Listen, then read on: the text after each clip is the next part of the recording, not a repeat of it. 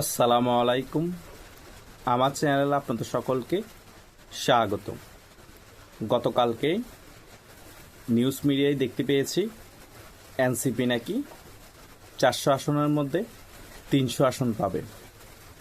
আর সব থেকেও মজাদার বিষয় হচ্ছে এনসিপির প্রতীক হচ্ছে শাপলা। অনেকেই ফেসবুকে স্ট্যাটাস দিয়ে লিখতে শুরু করেছে, যাদের প্রতীক শাপলা তাদের মধ্যে আছে ঘাবলা। কি মজাদার বিষয়। আমার কথা হচ্ছে, যারা মেম্বার হওয়ার যোগ্যতা রাখে না তারা 400 আসনের মধ্যে 300 আসন পেয়ে যাবে। তারা তো মেম্বার ইলেকশনে দাঁড়ালো তাদের জামানত বাতিল হয়ে যাবে, তারা কি করে 300 আসন পাবে? এবং তারা বলতেছে বিএনপি 50 থেকে 100 আসনের বেশি পাবে না। আবার বিএনপি বলতেছে তারা নাকি 285 আসনের মতো পেয়ে যেতে পারে। সারা বাংলাদেশ অবাক হয়ে যাবে যে বিএনপি এত বেশি আসন কি করে পেয়েছে। সবাই 280 আসন পেয়ে যাচ্ছে, কেউ 380 আসন পেয়ে যাচ্ছে, কিন্তু বাংলাদেশের মধ্যে যাদেরই 35 থেকে 40% ভোট ব্যাংক রয়েছে তারাই নির্বাচনে অংশগ্রহণ করছে না।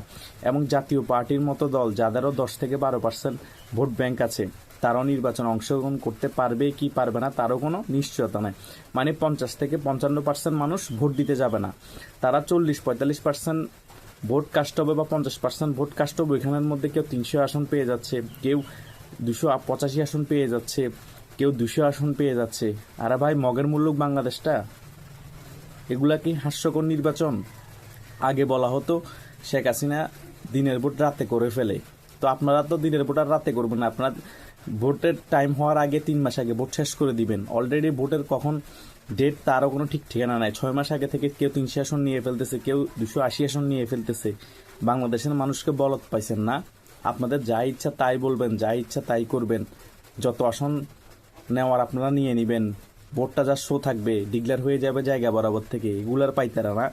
নাহিদ ইসলামকে তো আপনারা প্রধানমন্ত্রী হিসেবে অনেক আগে ঘোষণা দিয়েই দিয়েছেন, ডক্টর ইউনূস দিয়ে দিয়েছে। মানে পাতন একটা নির্বাচন হবে, বিএনপিকে জাস্ট বুঝ দেওয়া হবে। যতই আসন পাক বিএনপি একটা ডিক্লেয়ার দিয়ে দেওয়া হবে নির্বাচন কমিশন অফিস থেকে, যে এই এমপি হয়েছে, এই আসন পেয়েছে। আর সকল কিছু পাতানো দেখিয়েন আপনারা। আর না হলে তো ভোট দিবেই না। এগুলো হচ্ছে যে মেন জিনিস, আর কিছুই না। তাই এরা এত কনফিডেন্স নিয়ে বলতে পারে 300 আসন পাবে, যেখানে তারা 3টে আসন পাবে না। মেম্বার ইলেকশনের জামানত বাতিল হয়ে যাবে, সেখানে তাদের 300 আসনের কথা কোথা থেকে আসে? আর আওয়ামী লীগ নির্বাচন অংশগ্রহণ না করলে, জাতীয় পার্টি নির্বাচন অংশগ্রহণ না করলে ওই নির্বাচন কোনো গ্রহণযোগ্যতা পাবে? ওই নির্বাচন হওয়ার পর যে সরকার আসবে সে সরকার এক বছর টিকতে পারবে? 6 মাসে তো ভ্যানিশ হয়ে যাবে। বহির্বিশ্ব থেকে ওই সরকারকে সমর্থন জানাবে মন থেকে কেউ? হ্যাঁ, নির্বাচনেই তো তখন প্রশ্নবিদ্ধ থাকবে না? আপনাদের কাছে প্রশ্ন রইল। তাই এদের হাস্যকর মন্তব্যে 300 আসন পাবে, 200 আসন পাবে, এগুলোতে কিছু যায় আসে না। যেখানে নির্বাচনই হবে নাকি হবে না সেটার সম্ভাবনা নেই, নির্বাচন হওয়ার পর সরকার টিকবে কি টিকবে না সেটারও কোনো সম্ভাবনা নেই। সেখানে নির্বাচন হইলেও কি, 300 আসন পাইলেও কি না পাইলেও কি, এগুলো নাটক চলতে থাকবে। আর বাংলাদেশের মানুষ যখন অতিষ্ঠ হয়ে যাবে তখন এসব নাটক বন্ধ হবে। তা না হলে নাটক সহ্য করতেই হবে বাংলাদেশের মানুষকে, কিছু করার নেই। কারণ তারা 5 আগস্ট যে ভুল করেছে তার প্রায়শ্চিত্ত আরও কিছুদিন করুক, তারপরে না হয় মাঠে নামবে মানুষ। ধন্যবাদ সকলকে।